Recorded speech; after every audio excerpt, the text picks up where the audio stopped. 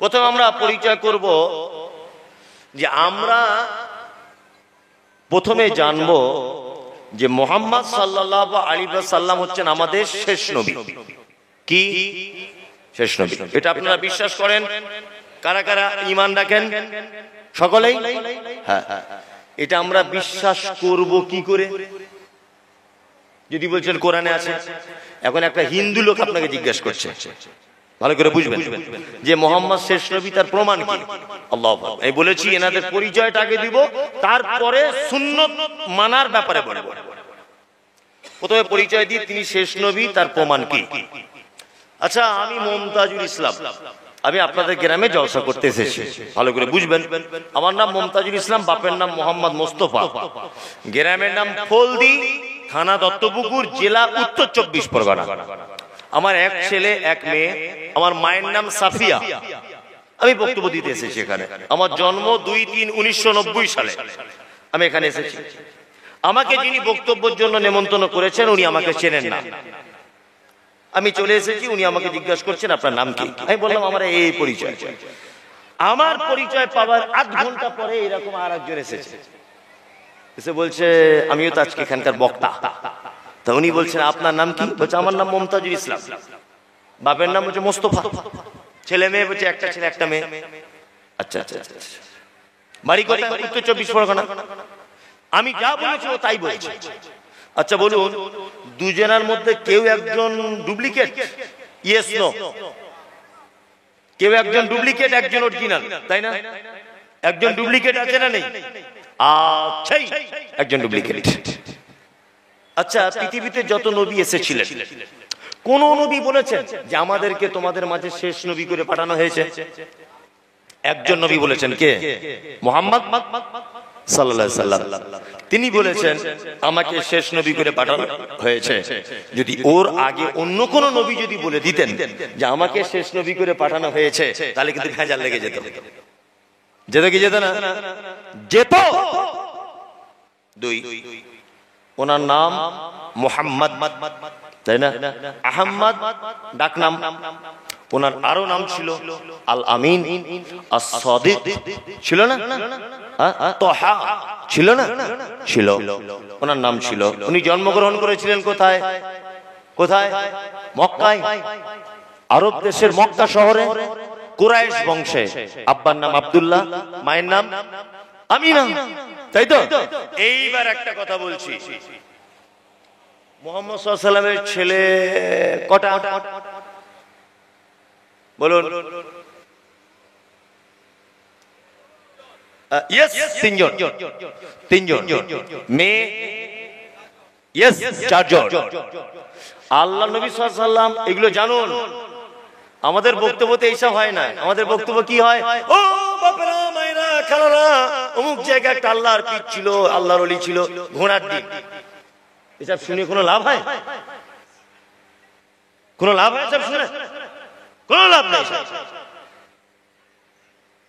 30,000 টাকা দিয়ে বক্তা এনে বক্তব্য রাখছে, অমুক জায়গায় আল্লাহর ওলি ছিল, অমুক জায়গায় বড় পীর শুয়ে আছে, অমুক জায়গায় মেজো পীর। তোমার মেজো পীর আমার বাবার কি? ওসব শুনে আমার লাভ কি? সারা জীবনে কেচ্চা কাহিনী করে করে করে করে করে করে সমাজের 12টা বাজিয়ে বক্তব্য রাখছে। কি রাখছে? বলছে সাদ্দাত বলে একটা লোক ছিল, বড় একটা জান্নাত তৈরি করেছিল। এটা করে সাদ্দাতের জান্নাত বক্তব্য শুনেছেন? আমি আল্লাহর কসম করে বলছি, মুমতাজুল ইসলাম, এখানে যত মুফতি সাহেব, যত মৌলভী সাহেব, যত হাফেজ সাহেব বসে আছেন আর মাইকে যারা শুনবেন, সাদ্দাত বলে পৃথিবীতে কোন লোক ছিল, এটা যদি হাদিস থেকে কেউ প্রমাণ করে দিতে পারে, যদি কেউ একটা জাল হাদিসও যদি দেখাতে পারে, ভুয়া হাদিসও, তা আমি মুমতাজুল ইসলাম টাকা পয়সা চ্যালেঞ্জ করতে পারবো না। আমি আপনার বাড়িতে 4 দিন মাঠে কাজ করে দিয়ে যাব। একটা ভুয়ো কোন কিতাবেও লেখা নেই, এটা বাংলা কোন কিতাবে কে লিখেছে কোন অস্তিত্ব নেই। অথচ বক্তা বক্তব্য রাখছে সাদ্দাত বলে একটা লোক ছিল, 7 তলা জাহাজ ছিল, ওই সোনার হরিণ ছিল, জান্নাত তৈরি করে। মিথ্যা কথা সব। এর সঙ্গে হাদিস কোরআনের কোনো সম্পর্ক নেই। এই লাইলা মজনুর গল্পের মতো। এইসব গল্প শুনে আমাদের লাভ কি? কোন লাভ আছে? আছে? কোন লাভ? সাজ্জাদের কাহিনী কোন হুজুর যদি জলসাতে কোনদিন বলে, আপনি জিজ্ঞাসা করবেন হুজুর ওটা কোন হাদিসে আছে? কিয়ামত পর্যন্ত, আমি যদি বেঁচে থাকি কিয়ামত পর্যন্ত হুজুরের কাছে এটা আমার দাবি, চ্যালেঞ্জ নয়, এটা আমার দাবি। আমার জানতে ইচ্ছা করছে, আপনি একটু হাদিসে দেখান এটা কোন গল্পের বইয়ে লেখা আছে, ওইগুলো এসে বলে দিচ্ছে। 2.5 ঘন্টা বক্তব্য রাখছে, বক্তব্যের বিষয় কি না 7 তলা জাহাজের ঘটনা। শালা এটা কি কোন বক্তব্য? আস্তাগফিরুল্লাহ। 1-2 ঘন্টা বলবো, দুটো হাদিসের কথা বলবো, মানুষকে ছোট ছোট বিষয়ে একটু জ্ঞান দেবো, তাদেরকে শেখাবো, এটা ঠিক হচ্ছে না একদম। তাহলে এবারে একটা মজার কথা বলি। আচ্ছা শুনুন শুনুন, আপনারা যাদের পেচ্ছাবের প্রয়োজন তারা উঠবেন, আর পায়খানার প্রয়োজন তারা উঠবেন, আর বাকি কেউ উঠবেন না, এটা বলে দিলাম। কারণ অনেক জ্ঞান রয়েছে, এখন অনেক জ্ঞানের কথা বলবো ইনশাআল্লাহ। আল্লাহ নবী সাল্লাল্লাহু আলাইহি ওয়াসাল্লামের বেটা তাহলে কটা? 3টা, বেটি 4টা। আল্লাহর নবী সাল্লাল্লাহু আলাইহি ওয়াসাল্লাম বেঁচে থাকা অবস্থায় সমস্ত সন্তান মারা গিয়েছিল, একটি সন্তান বাদ দিয়ে, তার নাম ফাতেমা রাদিয়াল্লাহু তাআলা আনহা। কি বলছে বুঝতে পারছেন? মা ফাতেমা বলতে যাবেন না, মাথায় রাখবেন, মা ফাতেমা বলতে কি না, শুধু ফাতেমা রাদিয়াল্লাহু তাআলা আনহা। যদি বলছেন তাহলে খাদিজা 100 বার মা বলা লাগবে, আয়েশা 100 বার মা বলা লাগবে, কারণ নবীদের স্ত্রীগণ আমাদের মা, উম্মাহাতুল মুমিনিন, প্রত্যেক মুমিন মুমিনাতদের কি মা। ওইজন্য খাদিজার নাম বলার আগে বলতে হবে মা খাদিজা, আয়েশার নাম বলার আগে বলতে হবে কি মা আয়েশা, তাই না? আল্লাহ রাসূলের স্ত্রীদের নামের আগে মা ব্যবহার করবেন, কিন্তু আমাদের একটা বাজারে মা ফাতেমা, মা ফাতেমা, কি বলছি বুঝতে পারছেন না? একদম নয়। ফাতেমার ব্যাপারে আগে মা শব্দ কোথাও ব্যবহার হাদিসে হয় নি, আমরা বলবো না। ফাতেমা রাদিয়াল্লাহু তাআলা আনহা, এতটুকু। এবার একটা কথা বলছি, আল্লাহ নবী সাল্লাল্লাহু আলাইহি ওয়াসাল্লাম মারা যাবার, পৃথিবী থেকে চলে যাবার 6 মাস পরে ফাতেমা রাদিয়াল্লাহু তাআলা আনহার মৃত্যু হয়েছে। নবীজি চলে যাবার কত মাস পরে? 6 মাস। তাহলে বেঁচে থাকা অবস্থায় বেটাগুলো সব কি শেষ। বেটাগুলো যখন শেষ হয়ে গেল, তখন আল্লাহ রাসূল খুব চিন্তায় পড়ে গিয়েছিলেন, খুব চিন্তায় যে আল্লাহ আমার এই দ্বীনের দাওয়াত কে দেবে, কে কি করবে। আল্লাহ কোরআনের আয়াত অবতীর্ণ করেছিলেন কি, ইন্না আতাইনাকাল কাউসার ফাসাল্লি লিরাব্বিকা ওয়ানহার ইন্না শানিয়াকা হুয়াল আবতার। নবী আপনি কোনো টেনশন করবেন না, আমি আপনাকে কাউসার দান করেছি। সুবহানাল্লাহ। কিয়ামতের দিনে কাউসারের পানির দায়িত্ব কে থাকবেন? মুহাম্মদ সাল্লাল্লাহু আলাইহি ওয়াসাল্লাম, তিনি দায়িত্ব থাকবেন। এখানে আর একটা কথা বলে দিই, মুহাম্মদ সাল্লাল্লাহু আলাইহি ওয়াসাল্লামের বেটাগুলোকে মেরে দেওয়া হলো কেন? আল্লাহ কেন তুলে নিলেন? এর পিছনে একটা কারণ আছে না নেই? আছে।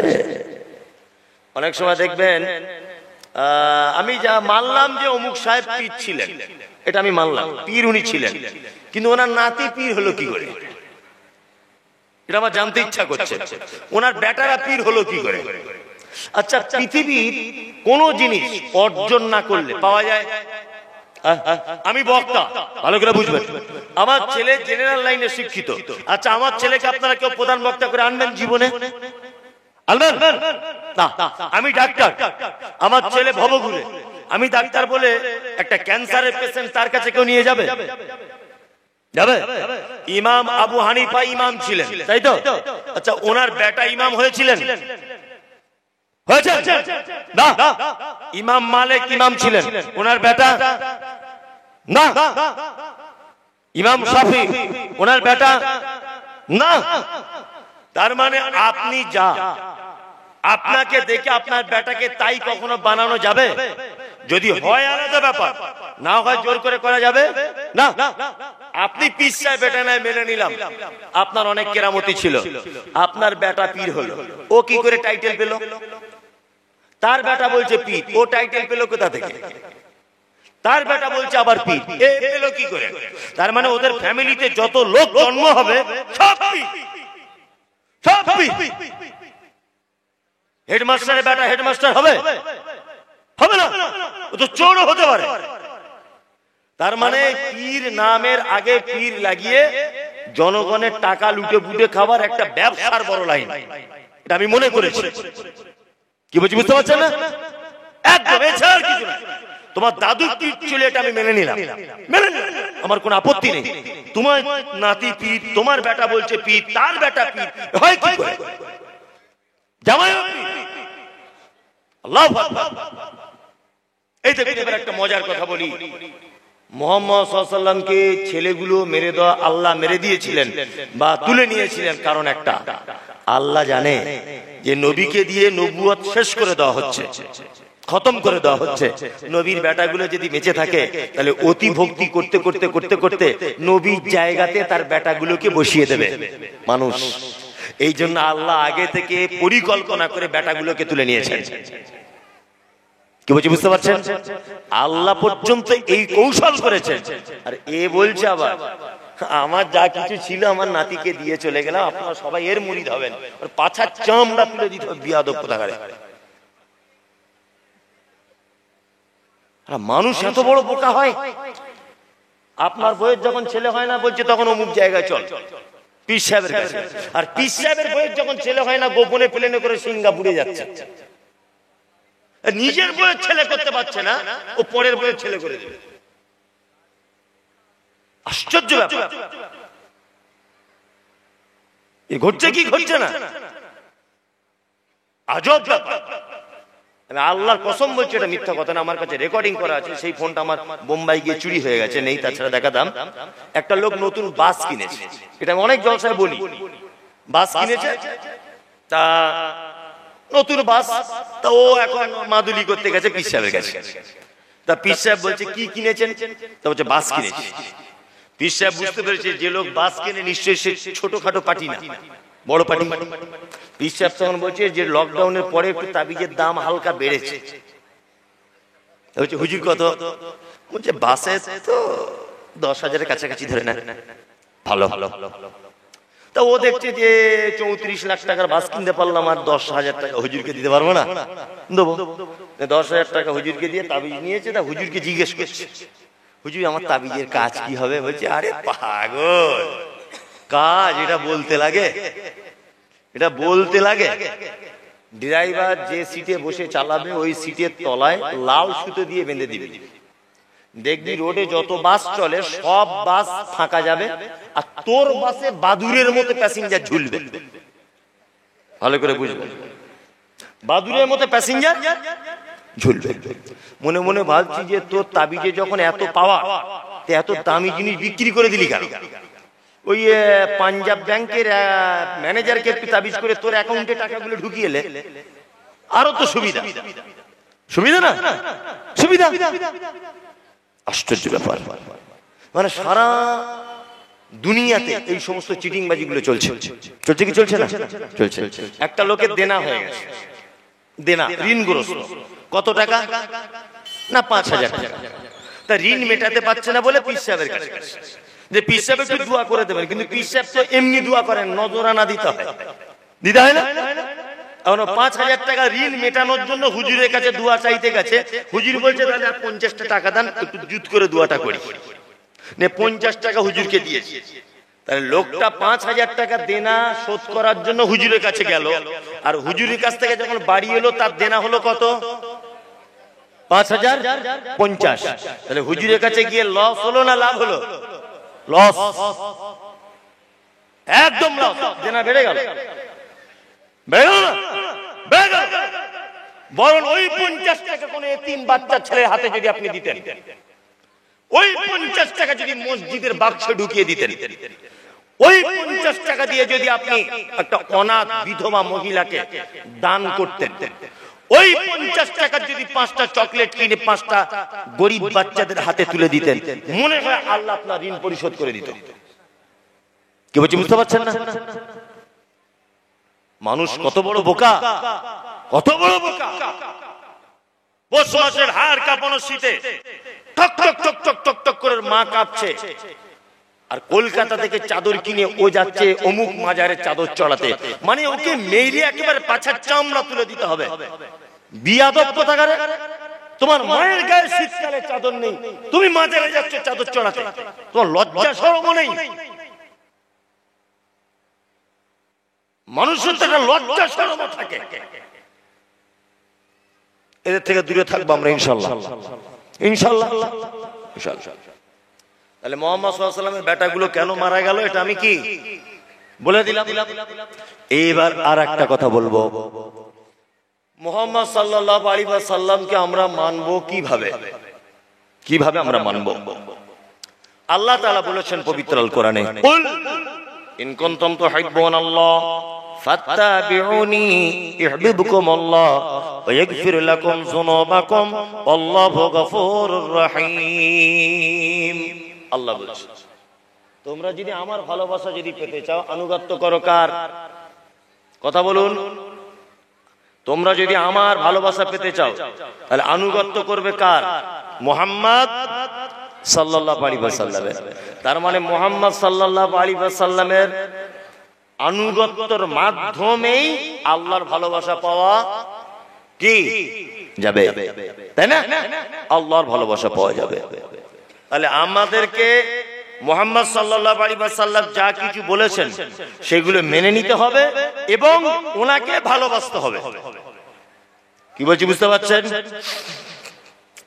আমাদেরকে দুটো জিনিস মাথায় রাখতে হবে। নবীজিকে শুধু আনুগত্য করলে চলবে না, সঙ্গে ভালোবাসাও রাখতে হবে। সঙ্গে কি রাখতে হবে? কি? ভালোবাসা। ভালোবাসতে হবে আবার আনুগত্য করতে হবে, দুটোই। যে কোনো একটা করলে হবে না। এর একটা জ্বলন্ত প্রমাণ বলি। এই লড়াচড়া করছেন কেন? এই লড়াচড়া করবেন না, আমার দিকে ফিরুন, আমার দিকে ফিরে থাকুন। মুহাম্মদ সাল্লাল্লাহু আলাইহি ওয়াসাল্লামকে মানাও লাগবে এবং তাকে ভালোবাসাও লাগবে, দুটোই লাগবে। তার একটা প্রমাণ বলি। আল্লাহ রাসূল একটা হাদিস, লা ইউমিনু আহাদুকুম হাত্তা কুনা হাব্বা ইলাইহি মিন ওয়ালিদিহি ওয়া ওয়ালাদিহি ওয়ান নাসি আজমাইন। ওই লোকের ঈমান পরিপূর্ণ নয় যে লোক তার সন্তান সন্ততি, তার পিতামাতা, তার নিকট আত্মীয় সমস্ত কিছু থেকেও আমাকে যতক্ষণ না পর্যন্ত বেশি ভালোবাসতে পারবে, ওই লোকের ঈমান পরিপূর্ণ হবে না। আমরা ভালোবাসি তো, আমরা আমাদের নিজেদের থেকেও নবীকে বেশি ভালোবাসি। আমরা এত ভালোবাসি, আল্লাহ নবী দিবসের সময় ভালোবাসি, শবে বরাতের সময়, তাই না? এই দুটো টাইমে একটু ভালোবাসা বেশি হয়। 12 রবিউল আউয়াল মাসে একটু ভালোবাসা কি বেশি হয়। এইসব ভালোবাসার কোনো দাম আছে? কোনো দাম নেই। আর এই যে ইয়া নবী সাল্লাল্লাহু আলাইকা, ইয়া রাসূল সাল্লাল্লাহু আলাইকা, মুহররমের সময় হাই হোসেন, হাই হোসেন এসব করছে, বুঝে মানে এত প্রিয় লোক, এর থেকে আল্লাহর ওলি আর পৃথিবীতে কেউ নাই।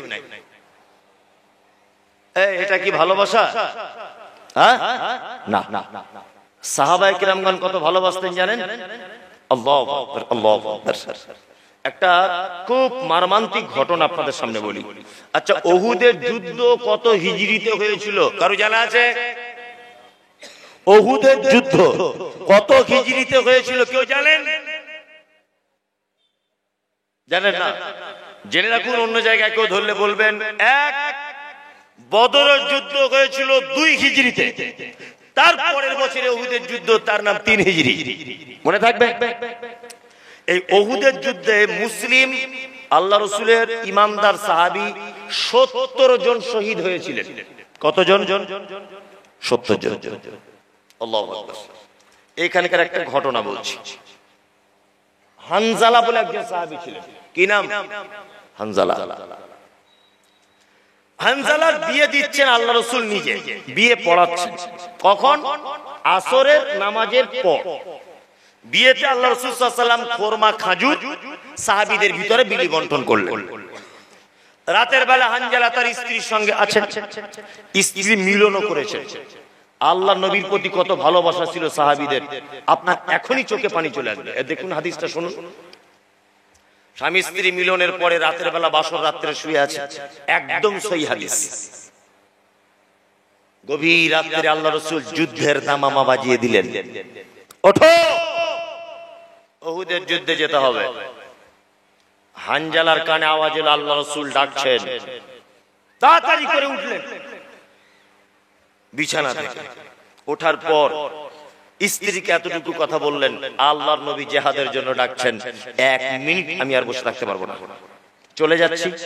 যদি জিহাদ থেকে ফেরত আসি তাহলে আমি গাজী হয়ে ফিরবো, যদি জিহাদের ময়দানে শহীদ হয়ে যাই তাহলে আমি শহীদ হয়ে যাব। কিয়ামতের দিন জান্নাতে তোমার সঙ্গে আমার দেখা হবে, জান্নাতে। চলে গেলেন ওই উহুদের যুদ্ধে। উহুদের যুদ্ধ করতে করতে করতে করতে করতে করতে হানজালা এক পর্যায়ে মারা গেলেন, শহীদ হলেন। সুবহানাল্লাহ। শহীদ হওয়ার পর আল্লাহ নবী সাল্লাল্লাহু আলাইহি ওয়াসাল্লাম যুদ্ধ শেষ করলেন। এই যুদ্ধটা মুসলিমরা পরাজয় হয়েছিল, আপনারা জানেন, পরাজিত হয়েছিল মুসলিমরা। আল্লাহ রাসূল এবার মৃত্যু মানুষদেরকে খুঁজছেন, শহীদ হয়ে যাওয়া লাশগুলোকে খুঁজছেন। 70 জনের ভিতরে 68টা লাশ খুঁজে পাওয়া গেছে, 2টো লাশ খুঁজে পাওয়া যাচ্ছে না। এই 2 জন কে? আল্লাহ রাসূলের চাচা, তার নাম হামজা রাদিয়াল্লাহু তাআলা আনহু। আরেকজন হচ্ছে এই হানজালা রাদিয়াল্লাহু তাআলা আনহু। আল্লাহ রাসূল সাল্লাল্লাহু আলাইহি ওয়াসাল্লাম যুদ্ধের ময়দানে দাঁড়িয়ে খুব কাঁদছেন, হাউ হাউ করে কাঁদছেন। একজন পর্দানাসীন মহিলা নিজের মুখটাকে এইভাবে ঢেকে আল্লাহ রাসূলকে এসে বলছেন, আসসালামু আলাইকুম। যুদ্ধের ময়দানে আল্লাহ রাসূল দাঁড়িয়ে আছেন, 68 জন তরতাজা যুবক সাহাবী, তাদের লাশগুলো সব সাজানো আছে। আল্লাহ রাসূল তাদের সামনে দাঁড়িয়ে আছেন। মহিলাটা এসেছেন, এসে বলছেন আসসালামু আলাইকুম। আল্লাহ রাসূল বলছেন ওয়ালাইকুম আসসালাম। মহিলা বলছেন, আল্লাহ রাসূল আপনি কি আমাকে চিনতে পারছেন? আল্লাহ রাসূল বলছেন, না চিনতে পারছি না। তুমি কে? কে তুমি? মহিলা তখন কাপড়ের ভিতর থেকে নিজের হাতটা বার করে দিয়ে বলছেন, আল্লাহ রাসূল এই দেখুন, আপনি গতকাল বিকালে কারোর বিয়ে পড়িয়েছিলেন? আল্লাহ রাসূল বলছেন, হ্যাঁ আমি হানজালার বিয়ে পড়িয়েছিলাম। আল্লাহ রাসূলকে তখন মহিলা বলছেন, আল্লাহ রাসূল আমি বিয়ের জন্য হাতে যে মেহেন্দি পড়েছিলাম, মেহেন্দি এখনো কাঁচা, আমার মেহেন্দি শুকিয়ে যায়নি, আমি সেই হানজালার স্ত্রী। রাতের বেলা শুয়েছিলাম স্বামী স্ত্রী, আপনি যুদ্ধের ডাক দিয়েছেন, উঠে চলে এসেছে আল্লাহ রাসূল, আপনাকে এত ভালোবাসো। আল্লাহ রাসূল আমি যুদ্ধের ময়দানে এসেছি একটা কাজের জন্য, সেটা হচ্ছে এই, আপনি তো বলেছেন যে যুদ্ধের ময়দানে যারা শহীদ হয়ে যায় তাদেরকে রক্ত মাখা ওই জামা কাপড় পরা অবস্থাতেই দাফন করা হয়। আল্লাহ রাসূল আমাকে বলতে লজ্জা লাগছে, তবু আপনাকে আমি বলছি, আমরা স্বামী স্ত্রী রাতে মিলন করেছিলাম, ফরজ গোসলটুকু করতে আমার স্বামী ভুলে গিয়েছিল, তার উপরে গোসল ফরজ, আপনি আমার স্বামীকে একটু দয়া করে গোসল করিয়ে দেবেন। আল্লাহ রাসূল তখন আরো জোরে কাঁদছেন আর বলছেন, মহিলা তোমার স্বামীকে তো আজও খুঁজে পাওয়া যাচ্ছে না। আল্লাহ রাসূল দূর থেকে দেখতে পাচ্ছেন 2 জন 3 জন সাহাবী একটা লাশকে কাঁধে করে নিয়ে আসছে, তার মাথার দিক দিয়ে পানি ঝরছে। এই সময় জিবরিল আমিন আল্লাহর নবীকে এসে বলছেন, মুহাম্মদ সাল্লাল্লাহু আলাইহি ওয়াসাল্লাম, হে আল্লাহর নবী আপনার জন্য সুসংবাদ, আপনার সাহাবী হানজালা যুদ্ধের ময়দানে শহীদ হয়েছে, তার লাশ খুঁজে পাওয়া যাচ্ছিল না, ও হারিয়েও যায়নি, ওকে কেউ চুরিও করেনি। আল্লাহ ওর শহীদে এত খুশি হয়েছে, আল্লাহ আসমানের ফেরেশতাদেরকে দিয়ে তার লাশটাকে আকাশের উপরে আসমানের উপরে তুলে জমজমের পানিতে গোসল করিয়ে মিসক আম্বারের সেন্ট মাখিয়ে ওই দেখুন কাফন পরিয়ে সাহাবীদের কাছে পাঠিয়ে দিয়েছেন। এর নাম হচ্ছে নবী প্রেমিক। এর নাম কি? নবী প্রেমিক। আর আমরা নবীকে ভালোবাসি। কি ভালোবাসি? নামাজ পড়ি না, রোজা রাখি না, যাকাত দিই না, হারাম খাই, বুনের জমি ফাঁকি দিই, তারপরে এখনো পর্যন্ত আমরা বলি নবীকে ভালোবাসি। আপনি নবীকে ভালোবাসেন, আপনি মিথ্যুক। নবীকে ভালোবাসলে আপনি এই কাজ করতে পারতেন? কে? না, কখনোই নয়। এইবার একটা কথা বলছি, আনুগত্য। এতক্ষণ ভালোবাসার বললাম, নবীকে কতটা ভালোবাসতে হবে, এবার আনুগত্য কিভাবে করব। আল্লাহ পবিত্র আল কোরআনের ভিতরে বলছেন, ওমা আতাকুমুর রাসূল ফাখুযুহু ওমা নাহাকুম আনহু ফান্তাহু। আমার নবী যেটা দেয় তোমরা সেটা গ্রহণ করো, আমার নবী যেটা নিষেধ করে তোমরা তার থেকে কি করো? দূরে থাকো, তাই না? তার মানে আমাদের কোন কাজ করার আগে সেই কাজ নবীর সাথে মিল আছে কিনা দেখা লাগবে কি লাগবে না? লাগবে। যদি নবীর সাথে মিল না থাকে তার নাম বেদাত, আর কুল্লু বিদআতিন দালালা কুল্লু দালালাতিন ফিন্নার। প্রত্যেক বেদাতকারী থাকার জায়গা কোথায়? জাহান্নাম। শুধু বলছে হাদিসে লেখা আছে। কোন হাদিসে লেখা আছে? কোন হাদিসে? আপনি সব বোঝেন। বাজারে ঢেঁড়স কিনলে আগা ভেঙে দেখেন, লাউ কিনলে তলায় নখ চালিয়ে দেখেন, বেগুন কিনলে 4 বার পোকা দেখেন, দুধ কিনলে সর জমে কিনা দেখেন, জমি কিনলে দলিল দেখেন। আপনি একটা আমল করছেন, যে আমলটা করলে জান্নাতে যাবেন, এইটা আল্লাহর নবী করেছিল কিনা দেখা লাগবে কি লাগবে না? লাগবে। আমরা দেখি দেখি দেখি করেই যাচ্ছে, আমল করেই যাচ্ছে। আমল শুধু করলে হবে না, আমল করার আগে দেখতে হবে যে এই আমলটা মুহাম্মদ সাল্লাল্লাহু আলাইহি ওয়াসাল্লাম করেছিলেন কি না। এবার একটা কথা আপনাদেরকে বলি। আচ্ছা,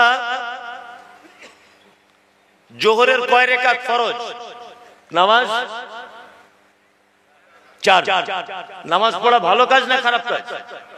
ভালো কাজ। আচ্ছা, তাহলে নামাজ পড়া যখন ভালো কাজ, তাহলে আপনি যদি আজ কালকে 5 রাকাত পড়বেন চলবে? যদি ওইটা কমিয়ে দিয়ে 3 রাকাত পড়েন চলবে? আপনার তো ভালোই বুদ্ধি আছে, তার মানে আপনাকে চিকিৎসা করলে আপনি ভালো হয়ে যাবেন। তার মানে 1 রাকাত বেশি করলেও চলবে, কম করলেও চলবে না। কারণ আল্লাহ নবী সাল্লাল্লাহু আলাইহি ওয়াসাল্লাম 4 রাকাত পড়েছেন, আমাদের 4 রাকাতই পড়া কে লাগবেই। কি বলছি বুঝতে পারছেন? তাহলে আমরা আমলের ক্ষেত্রে দেখব আল্লাহর নবী যতটা করেছেন আমরা ততটাই করব, তাই না? আল্লাহ নবী সাল্লাল্লাহু আলাইহি ওয়াসাল্লাম হাদিসের ভিতরে আম্মা জান আয়েশা সিদ্দিকা রাদিয়াল্লাহু তাআলা আনহা হাদিসটি বর্ণনা করেছেন। তিনি বলছেন, মান আমিলা আমালান লাইসা আলাইহি আমরুনা ফাহুয়া রাদ্দুন। মানুষ যদি কোনো আমল করে আর সেই আমল যদি আমার পক্ষ থেকে কোনো পারমিশন যদি না থাকে, ফাহুয়া রাদ্দুন, অবশ্যই সে আমল কি বাতিল। আপনি একটা আমল করছেন, সে আমলটা যদি আল্লাহর নবী না করে থাকে আর আপনি যদি করেন, সে আমলটা কি বাতিল, তাই না? এইবারে যদি বলেন মৌলভী সাহেব এই আমলটা ভালো কিনা বুঝবো কি করে? আপনার সব ব্যাপারে জ্ঞান আছে, 2 টাকা কম দিলে বুঝতে পারেন। জমি ফাঁকি দেওয়ার বেলা সব ঠিক আছে, দলিল কি করে নকল করতে হয় সে ঠিক আছে, অন্য মেয়ে ছেলেকে বোন সাজিয়ে টিপসই দিয়ে জমি দখল করা, এই জ্ঞান ভালো আছে। তুমি সব বোঝো, হাদিস বোঝো না। সব তুমি বোঝো আর কোরআন বোঝো না। আমরা যখনই বলতে যাচ্ছি তখন কি বলছে? তখন বলছে আমার বাপ দাদুরা করে এসেছে, তাহলে সব ভুল। তোমার দাদু আগে আন্ডারপ্যান্ট পরে ঘুরতো, তুমি কেন জিন্স পরে ঘুরছো? আন্ডারপ্যান্ট পরে ঘোরো। বদমাইশি জায়গা পাও না। আগে যারা বাচ্চা অবস্থায় মসজিদে কোরআন পড়েছেন, কায়দা বাগদাদি যারা পড়তেন, আচ্ছা বলুন আপনারা কি বলে পড়তেন? আলিফ বে তে সে, তাই না? একদম। এখন কি বলে পড়ে? কেন বাতাসা হলো কেন? এখন বাড়ি বাতাসা হলো কেন? আলিফ বে তে সে ওগুলো সব ভুল ছিল। আগেকার হুজুররা কিছু জানতো না।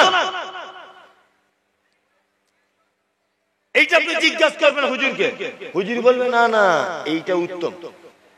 হুজুর বলবে এটা কি উত্তম, এটা ভালো, আগে ওটা ভালো ছিল না। কি বলছি বুঝতে পারছেন না? হুজুর ওইটার বেলাতে মেনে নিয়েছে, কিন্তু হুজুরকে যখন একটা ভালো আমলের কথা বলছি, হুজুর তখন বলছে না ওটাও হাদিসে আছে এটাও আছে, গোলমাল লাগিয়ে দিচ্ছে। কি বলছি বুঝতে পারছেন না? আমরা সবাইকে বোঝাতে পারছি টুকটাক করে, কিন্তু হুজুরকে বোঝানো যাচ্ছে না। মানে হুজুর বুঝে গেলেই বিপদ। দেখুন আপনাকে কিভাবে ঠকানো হচ্ছে আমলের ক্ষেত্রে। আল্লাহ নবী সাল্লাল্লাহু আলাইহি ওয়াসাল্লাম তিনি বলেছেন, তোমরা যখন রাত্রে বেলা ঘুমাবে তখন সূরা ইখলাস, সূরা নাস, সূরা ফালাক এইটা প্রথমে আমার দিকে ফিরুন,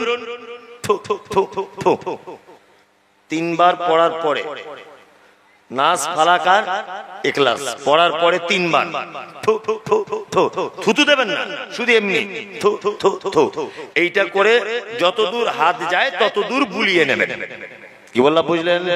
নাম্বার 2, এইটা বলার পরে আপনি আরেকটা দোয়া বলতে পারেন, আল্লাহু লা ইলাহা ইল্লা হুয়াল হাইয়ুল কাইয়্যুম লা তাখুযুহু সিনাতুন ওয়ালা নাওম, অর্থাৎ আয়াতুল কুরসি। এটা শেষ পর্যন্ত আপনি বলবেন। কি বুঝতে পারছেন? আল্লাহর নবী বলছেন কেউ যদি আয়াতুল কুরসি শেষ পর্যন্ত বলে যদি ঘুমায়, তাহলে তার সাইকেল, তার মোটরসাইকেল, তার ঘরবাড়ি, তার ধান, তার জমি, তার আলু, তার পেঁয়াজ, সমস্ত কিছু সারা রাত পাহারাদারের জিম্মাদারি নেয় স্বয়ং আল্লাহ। কে নেয়? আল্লাহ।